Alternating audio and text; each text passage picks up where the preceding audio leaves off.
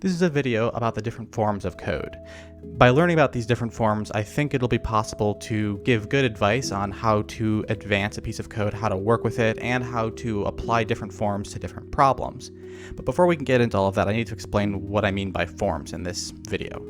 So I'm going to make an analogy to several different forms that language takes, and what I'm talking about in particular are the differences between prose and verse and scripts and things like that. There are different ways of writing with the same language, take English, and that spans different forms. So there's not the same sort of rules about line breaks in prose that there are in verse, and they mean different things. And similarly in a script, line breaks show up in different places and different syntax are used, even though the underlying language is the same. And the reason that these are recognized as different is because they're using the language in slightly different ways, even though the words you're reading and the way they fit together kind of work the same way in each case.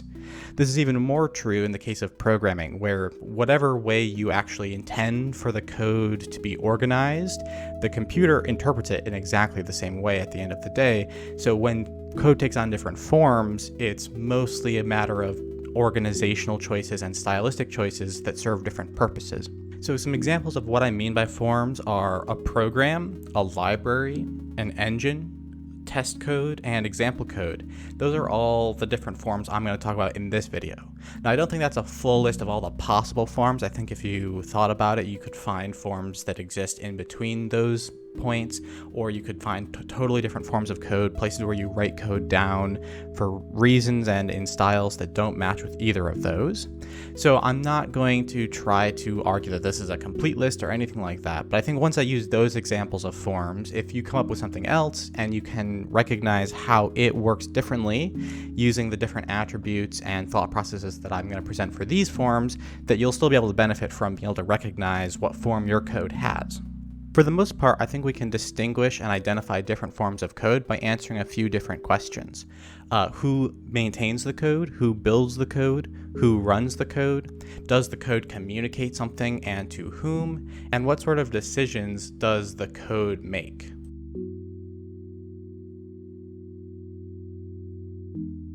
So now I'll talk about those different forms I mentioned earlier in a bit more detail. The first form is the sort of original form, the program. A program is the thing you are creating so that a user can run something with their computer. They can do some work. To answer some of those questions I pointed out earlier, it gets maintained and built by the same person. Occasionally, users also build programs if they're distributed as source code, but generally you want to distribute a program as a binary because it's the easiest path to get a user to executing the thing. And the users can be anyone that pays for it or is interested in it or needs it, whoever you arbitrarily decide what a user means in the case of a program. It can make pretty much any decision it wants. It's its own little closed bubble. It may communicate with the outside world with data that it exchanges, but it is not supposed to integrate and compile with a bunch of other things, except for whatever things it itself decides to integrate into itself. It isn't supposed to then get copy-pasted into other things, right? The program is the sort of final leaf in a tree of other code that might get integrated in, but it itself doesn't have to get donated into other places, other kinds of targets.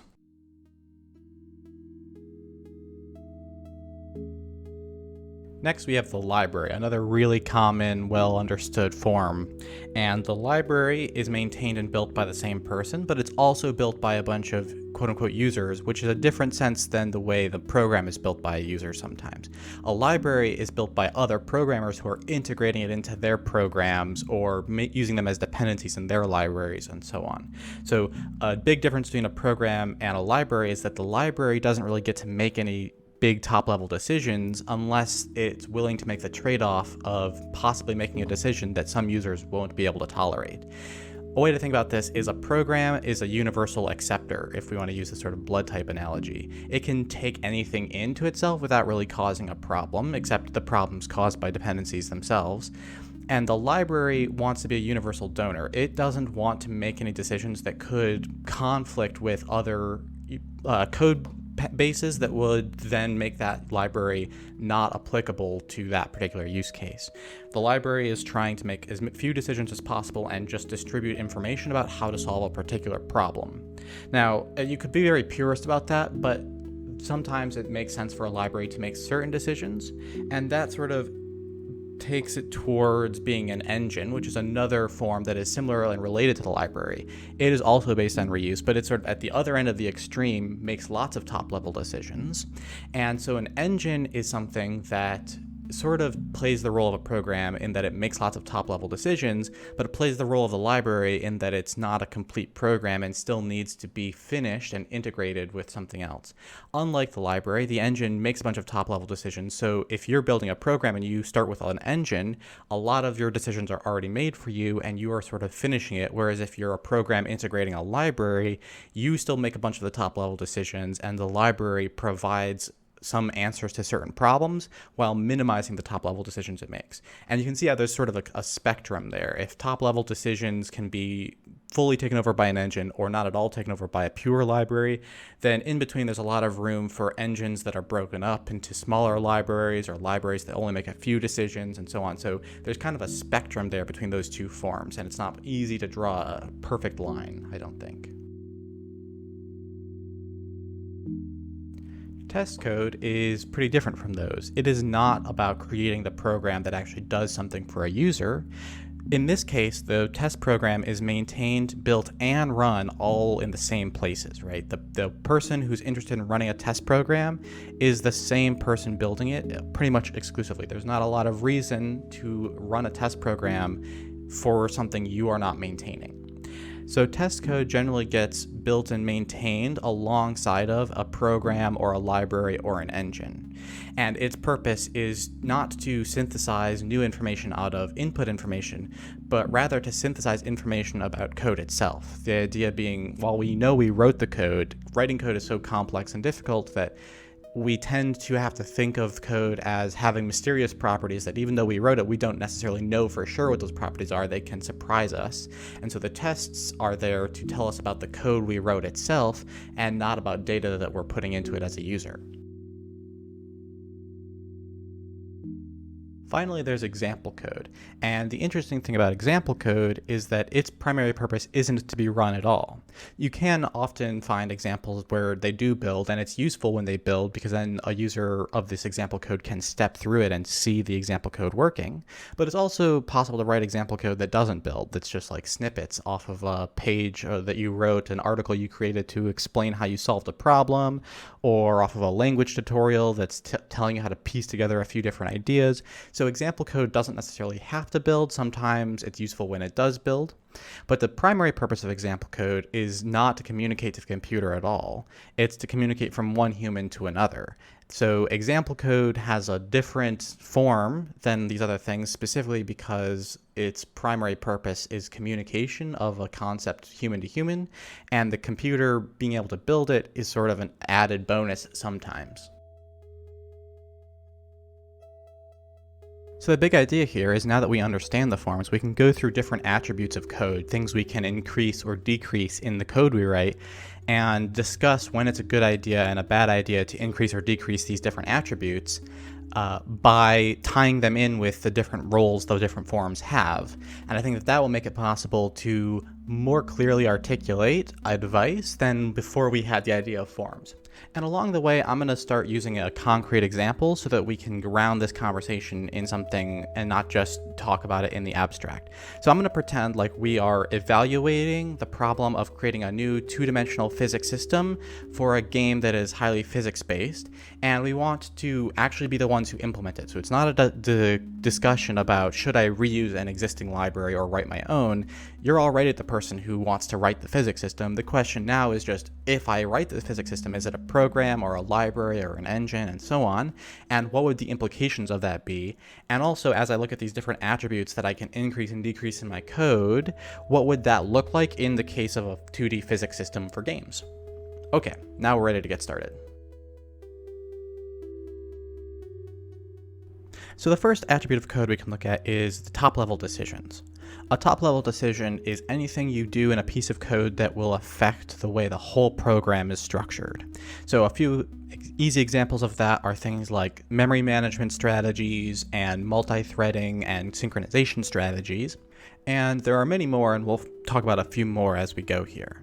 But the important thing about a top-level decision is that once you make it, the whole program is going to have to live with that decision. So in particular, a library has to be careful about making top-level decisions, because a library's goal is to be something that can be integrated in lots of different places. And if you have a lot of top-level decisions in a library and those decisions conflict with the places that might have liked to use that library, then you end up not being compatible. You're essentially narrowing the use cases where the library works by making top-level decisions in it. Now, as I said, libraries and engines are on a spectrum, so making top-level decisions in a library isn't a bad thing necessarily. You might be making something that's sort of halfway between a library and an engine, and you're just narrowing it down to the use cases that you think are most applicable. But this is an attribute you want to think about. If you're going for a library-oriented thing and you end up with too many top-level decisions, it won't really function as a library the way you want it. So with our example, a 2D physics system for games, we can think of a couple different things we might want to do that would be top-level decisions that could be involved in how that system works. We might want something like logging to help with debugging such a system. If it's complicated enough and we want to understand why certain interactions are happening, a logging system would be good. If we want to profile it, having it being instrumented, having big functions in there instrumented up front so that we don't have to modify them later would be useful. And we also might care about things like threads if we want to be able to run the physics simulation in parallel to other work we're doing. So if our physics system has to make decisions about those sorts of top-level things, then we want to think about, if I'm making a 2D physics system, what would it mean if I picked one form or another? So if I make a program, then I'm free to make any decisions I want, so it wouldn't really restrict me in this particular attribute. I could make all those decisions and just say, nope, my program has a thread, I set up a logging system and integrate it into the physics code, it's all fine.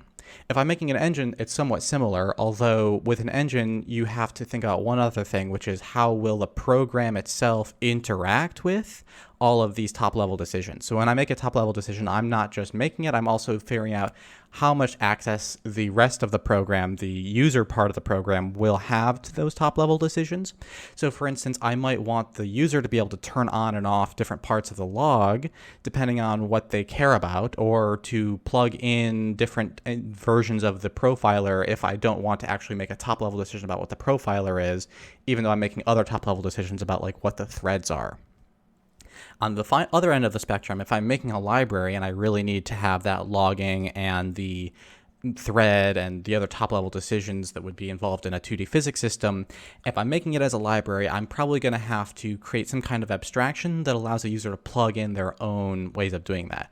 If my physics system just writes straight to standard out, and that's not how I want logging to work in my system, and standard out was already being used for something else that's important that isn't the same as the logging, then there's just nothing I can do. I can't make standard out work differently for some code in my program and not for others without a lot of extra work. It would just be an incompatibility. So for a library-oriented thing that's supposed to drop into programs that make the top-level decisions, if you really need the library to interface with something like a log, then you have to put an abstraction there that it could be resolved statically, but needs to be overridable so that the program can make the top-level decision, and the library just says, here's how I think about logging, and hopefully that is a compatible notion of logging to the one the program has.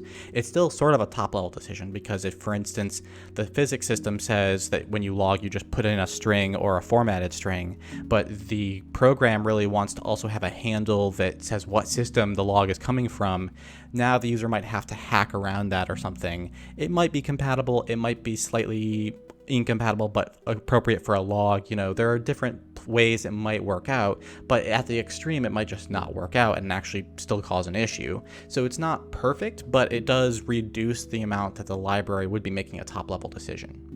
We could also think about something like an example for a 2D physics library and what top-level decisions it can make, but that isn't particularly interesting here because it's just the same as a program for that purpose, right? You just make whatever top-level decision serves the example. And so I think that's a pretty good way to look at what top-level decisions look like in different forms for a 2D physics system. Another attribute that we can consider is detail. And what I mean by detail is how much effort is put into the implementation or the implementation details. How much work is put into making something high quality. So things we would see in high detail code are things like consideration of error handling, maybe some logging if it's complex or long running stuff, profiling if it's something we're likely going to want to figure out how to tune the performance of. We would want to see things like optimized code paths that handle the most common cases as quickly as possible, and maybe implementation of corner case paths to handle esoteric details that can come up. So that would be features of high detail code. And of course, you could have some or all of them, and the more of those you have, the more high detail we are. So on the other side of the spectrum, low detail code would be things that avoid putting in very much effort on error handling, logging, or profiling. It would handle cases that were common in practice, but not worry too much about corner cases, and it might avoid a bunch of hand-optimized work that would make things more complicated to deal with. So how this might translate into the 2D physics example is with something like bullet physics, right? So this is an extra feature you can add to a physics system to handle fast-moving small objects slightly differently so that they won't tunnel through other objects. And whether or not you include this could come down to whether or not you think it's a necessary feature for your use case. But if you're making something like a library or an engine and you don't include it, then your engine or library is less reusable because any use case where the user would want something like bullet physics, they just won't be able to reuse that particular system that you created. So the forms of library and engine are places where it makes more sense to invest in high detail. Not necessarily always. Sometimes too much detail can also be a problem. Implementing too many things that none of your users are actually using rather than improving the things that are being used. So you still have to be smart about it, but it's generally the case that low detail, just not thinking about any of this kind of stuff for something that you intend to reuse a lot, might be sort of a bad trade-off, because if you're going to reuse it a lot, it'd be nice if it was higher detail. Another thing is you want to think about how high detail is going to impact maintenance, and that sort of has a pros and cons, right? So if you add things like built-in profiling, built-in logging, built-in error handling, those kinds of things might help with maintenance if they make it easier to figure out when the code is doing something unexpected, but having optimized paths and implementing corner cases might make maintenance a higher burden. So again, it's not a one-to-one correspondence here. So within the context of libraries and in programs, there are sort of trade-offs to be made. Now, what we can say in terms of relating detail to form is that you have to be very careful about not adding too much detail to example code. And I think this is probably the most important case where we want to crank the dial all the way one way pretty much always, which is we don't want too much extraneous detail in an example. The point of an example is to teach a specific idea. So if we use our example again, if we have some 2D physics library and we want to ship an example program to show how to initialize it and create some physics bodies and have them interact, if we also include in that example how to render them and we set up an entire graphic system to do that, our example is now going to consist of a lot of details that don't actually show what we wanted the example to show. And every detail we add to our example that isn't a part of the original point of the example is making the example worse. So while most things we have to judge based on use cases we have in mind for the code, the example form is a form where we can pretty clearly say detail needs to be very minimal. Another attribute that can come up in your code is how much time you should invest into creating abstractions. So an abstraction, to be clear about what I'm talking about here, is the ability to change out which piece of code is connected to a particular identifier. And that's a very boiled down, oversimplified way of looking at it. But the idea is you have some boundary and there are actors that can show up on either side of that boundary, and you want at least one or both of those sides to be able to swap out what code is happening on the other side. So in order to make that happen, you have to at some point resolve, which means like decide which piece of code is actually going to be showing up, who is actually calling this thing, or who is actually being called by this thing. So maybe at one end of the spectrum, the extreme has no abstraction at all. You decide what's going to go on the other side of an identifier statically, and it never changes. So there's no abstraction. It's just concretely, it's a function call. It's a usage of a thing that you already know what it is when you wrote it. The next step away from that is sort of static abstraction. So this is, you make the decision later. You do make it before you compile, but after you wrote the original code. So you write some code that calls to maybe some macro, and underneath that macro, users can put in their own code. So this is something we do with asserts a lot, but you could also find it in any library that's trying to abstract away top-level decisions, as we talked about earlier. So abstraction can be very important in a library to help it avoid top-level decisions, and that tends to be a good place for static abstraction. Another form of abstraction is runtime abstraction. This is where the decision doesn't get made, the resolution of that abstraction to an actual path does not happen until something at runtime. So this happens through things like function pointers. When you have a vtable or a function pointer that you're calling through, you don't actually end up making the decision about what you're calling until at runtime some value shows up in the pointer you're about to call. So this lets you make abstractions over things like a piece of code, like a sort algorithm, for instance, that is going to be able to sort multiple different types of arrays of data by putting in a decision at runtime of how you compare different things. You can also resolve abstractions like that at compile time, although every time you make a new sort with a different comparison, if you're resolving them at compile time, you generate different functions. Whereas if you do it at runtime, you pay the price at runtime now, but you generate fewer functions overall. So, there's different trade-offs to what happens when you make an abstraction at compile time versus runtime. So, like I said, libraries like to make their abstractions compile time because that makes the fewest top-level decisions. If you instead choose a top-level, or if you choose a runtime abstraction, you are actually making a top-level decision to always pay a runtime price that might not be acceptable. So libraries tend to avoid that. On the other hand, engines tend to go with runtime abstractions more often because they're already making lots of top-level decisions, and so they can carve up and decide where it's appropriate to make an abstraction that costs you a little bit at runtime, but gives the other side the flexibility to change things more easily at runtime too.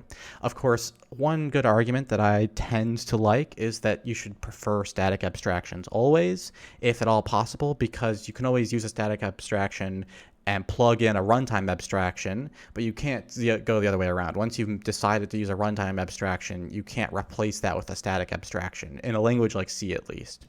So the advice on when to apply an abstraction for libraries and engines, I think, is you do need to use them because you're trying to interface with other things, and whether you're the library avoiding top-level decisions or the engine making top-level decisions, you have to decide how the other side is going to plug into the things that you're creating. On the other hand, if you're making a program, or if you're making an example program or example code or a test code, there's a good incentive to avoid abstraction. Especially in example code, just like with being over-detailed, abstractions can get in the way of making an example clear, so they have no place in an example.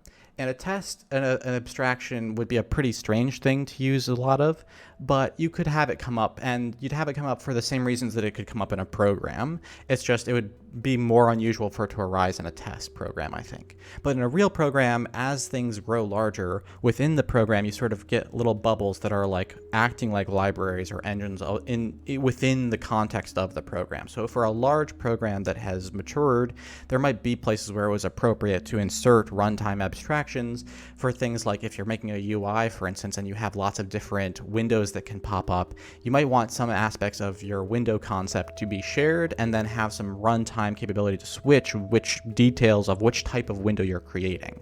Right? So abstractions do have a place in programs, but we tend to want to avoid them. There's no default, yes, we need abstractions.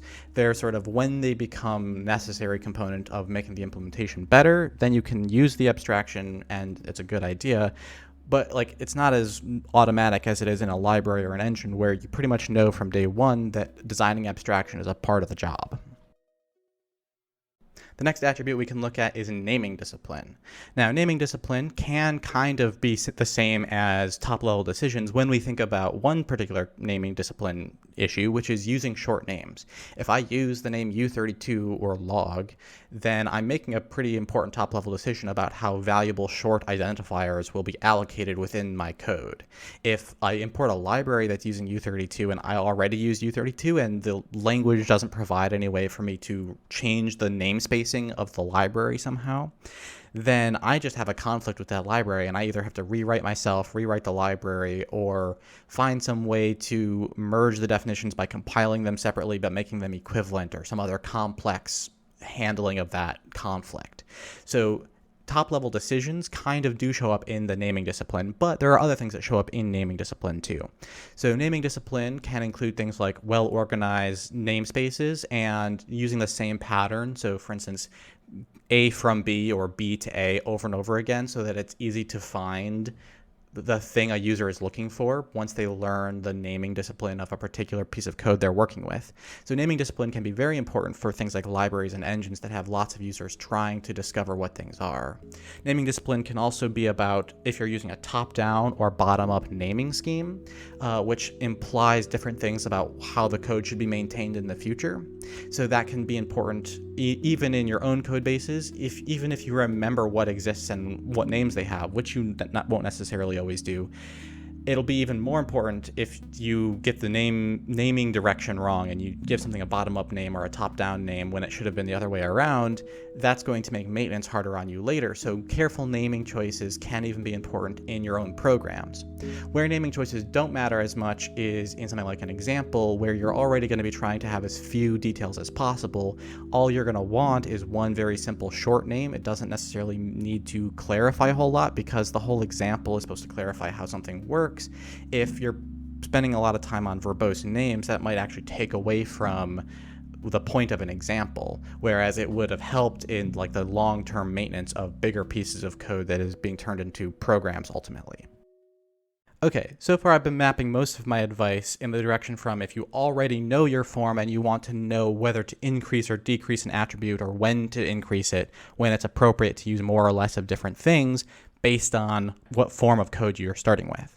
But you can also run this kind of thought process the other way around. You can look at the problem you're trying to solve. So we'll take our example of 2D physics in a minute, and we'll try to figure out what form I want to use by looking at the way the problem itself lends itself to certain attributes more and away from certain attributes. And that will let me pick a form that most correctly matches what I'm actually trying to do with my project. So the first thing we can look at with any problem we want to solve is what is the sort of multiplier on the value of solving this problem? And what I mean by that is, are we going to have a lot of users, and how long is the solution to this actually going to last? If you're making something with lots of users that's going to last for a long time, then there's a huge multiplier on it, and putting more effort in up front can pay off more. And on the other side of the spectrum, if you're writing a one-liner that just needs to run today and do some work and then never happen again, then spending any amount of time on it would be kind of silly, right? You'd want to get that done as soon as possible.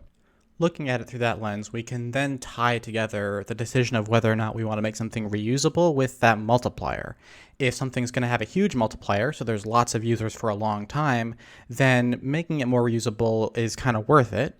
Whereas if we look at it and think, you know what, I'm not going to be able to sustain lots of users for a long time, or this isn't the kind of thing where there is no potential users at all or something like that, or I really just want to solve a narrow version of the problem, I don't want to solve a big general version of the problem, then maybe you don't have so many users, and so you can shoot for a less reusable form. Okay, so for example, my 2D physics system. If I'm just trying to make one game with an interesting physics idea in it, then I can make my physics system as a program, and then I'm done. I don't have to worry about the reusability. I can make all the top-level decisions I want freely without being worried about it. I don't have to put in any detail that isn't relevant. So if I, for instance, don't need to log it, then I don't have to. I don't have to worry about the idea that there might be other users who would benefit from the log. Similarly, I don't have to be as careful about the naming scheme because I just have to remember what they mean myself. I only need to make the naming scheme good enough for me. I don't have to think about how to make it consistent and simple for everyone else to understand. On the other hand, if I have a good physics system and I think a lot of people would like to make games with it, I might pop over from making a program to making an engine and saying, you know what, I want you to be able to make your cool game ideas. It's not the most reusable thing ever, so you're not going to be able to drop it into literally any program without a problem. It is going to cause friction if you have a lot of top-level decisions in your program already. But if you want to make a program similar to the game I made, but you want to tune it differently or design the game a little differently or build different levels or something, then you can make the engine version. And the engine version would be kind of like taking your program and carving in some abstractions to put the actual game decisions that you think are possible to change without breaking the engine itself, without breaking the physics part. Right? And then if you go another step and you think, you know what, I think that this should be very reusable. It's something I know how to make very robustly, and I can make it without a whole lot of complex design stuff. I don't need to necessarily decide what the threads will be or have a complex memory management scheme. All of that can actually be handled fairly simply without having to make any top-level decisions. Then you might start thinking about making it a library, and then you can imagine dropping that physics simulation into more than just the games that we're sort of going to be able to plug into an engine. You're now going to be able to use that library in any context at all, especially if you get really far along on that spectrum of removing top-level decisions. And of course, we could look at it the other way. Instead of advancing sort of from program towards library, we could also say, I want to have other people be able to make games like this one, but I just don't see any way at all of making reusable code out of it. So, and then that's where example programs show up. You can help other people make a similar program by making an example program that tears away all of the things in your game that make it a game and just leaves behind the key things that you want to teach through your example about how to make that style of physics from your game, right? And that doesn't need to have any amount of effort put into the reusability part. You do put in some detail work, but not extra detail work. Instead, you put in detail work into making sure things like the comments are exactly right and that the things are laid out in an order that emphasizes the most important details and that you didn't throw in too much extra stuff. So you're more curating is the effort you're putting in rather than detail work to do lots of robustness and handling different contexts and removing top-level decisions. Another aspect to a problem you can look at is if the solution is going to change frequently or infrequently. So this comes up a lot when you have problems that are tied to specific hardware that might not last forever. For instance, if you're implementing to a particular version of an operating system that is going to change when a new version of the phone comes out for like mobile devices, or if you're targeting something new and experimental like VR and the hardware might change underneath you as iterations occur. It could also come up if you're targeting APIs like graphics APIs or web layers or things that might change underneath you frequently, or if you're writing your code in a language that's still experimental. You know, anytime there's fundamental technology underneath you that isn't necessarily going to last for very long, or is going to change into different forms so that the exact form you are targeting isn't really there anymore, then you have a thing that is necessarily got this sort of time cap on it. And in a way, this ties back to the idea of the multiplier. If you have a thing that can only be valid for the next year, that's a time cap on how long that thing can actually have a useful multiplier. But if your goal is to then maintain it through those changes, say you're making a layer that you want to make it work the same way on multiple different systems, and over time those systems are changing underneath you, so you're trying to keep up to date and keep your system working the same on top of different layers, then whether or not you're going to just cut it off when the underlying layer fails or keep it going, you kind of want to know about that because that's going to also affect the amount of effort that goes in. And if something's already going to take a lot of effort to handle changes underneath, you don't want it to also take a lot of effort to, for instance, make no top-level decisions. And this is a good example of why engines show up in places where lots of stuff is getting handled simultaneously. If you're doing graphics and you're on different, kinds of CPUs simultaneously, you're porting to lots of different operating systems, then doing that as a library is possible, but the more that stuff underneath you can change, the more effort you're already going to be putting into just the maintenance part, and that means your effort budget now is sort of drawn towards this ongoing high maintenance cost and can't be going towards the design and careful curation of a library that requires you to be more careful about top-level decisions. And similarly, if you're doing it as a program, then you're going to have an even easier time than as an engine because now you don't have to worry if your program has gone to version 2 and certain features are disappearing. You don't have to worry about the fact that you might have engine users who are still relying on a feature, and you're going to be able to just drop it when it becomes inconvenient. Now, our example of a 2D physics system isn't really tied to this so much, because unless CPUs start becoming super unstable and unreliable, the only thing you really care about is how you end up implementing the algorithm. It all is about how data goes into the CPU and comes back to you. There isn't a lot of talking to external APIs or external protocols that might change frequently and cause problems. So for our example of a 2D physics system, we are free to tend towards putting our effort into refinements of the interfaces, therefore taking us closer to things like libraries if we want to.